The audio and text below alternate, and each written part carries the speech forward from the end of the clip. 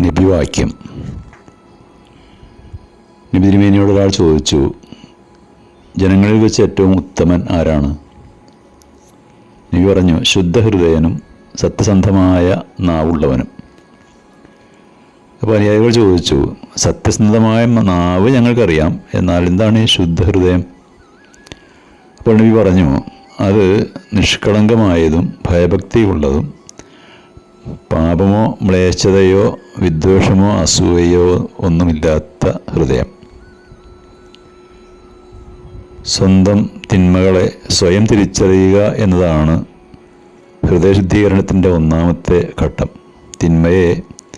തിന്മയായി കാണാത്തവർക്ക് അതിന് കഴിയില്ല. അറിവുള്ളവരോട് ചോദിച്ചുകൊണ്ടോ ആത്മാർത്ഥ സുഹൃത്തിൻ്റെ സഹായത്തോടെയോ ആണ് സ്വന്തം ന്യൂനതകൾ മനസ്സിലാക്കേണ്ടത്. ഹൃദയങ്ങളെ സംസ്കരിക്കാനാവശ്യമായ പ്രവർത്തനങ്ങൾ നാം തന്നെ നടത്തേണ്ടതുണ്ട്. ഇരുമ്പ് തുരുമ്പ് പിടിക്കുന്നത് പോലെ ഹൃദയത്തിനും തുരുമ്പ് ബാധിക്കും.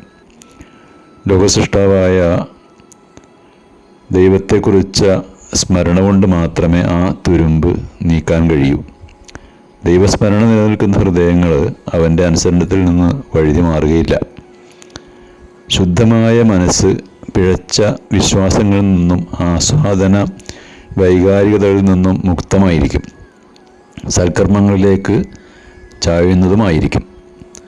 ഹൃദയവിശുദ്ധിയുടെ പ്രതിഫലനങ്ങൾ കർമ്മങ്ങളിലും കാണപ്പെടും. അറിവ്, യുക്തി, ജ്ഞാനം, ദൈവത്തോടുള്ള സ്നേഹം, അവനുള്ള ആരാധന, അവൻ്റെ സ്മരണയിലുള്ള ആസ്വാദനം, മറ്റെന്തിനേക്കാളും ആ സ്മരണയ്ക്ക് പ്രാമുഖ്യം നൽകൽ, ഇതൊക്കെ നല്ല ഹൃദയത്തിൽ നിന്ന് ഉണ്ടാകുന്നതാണ്.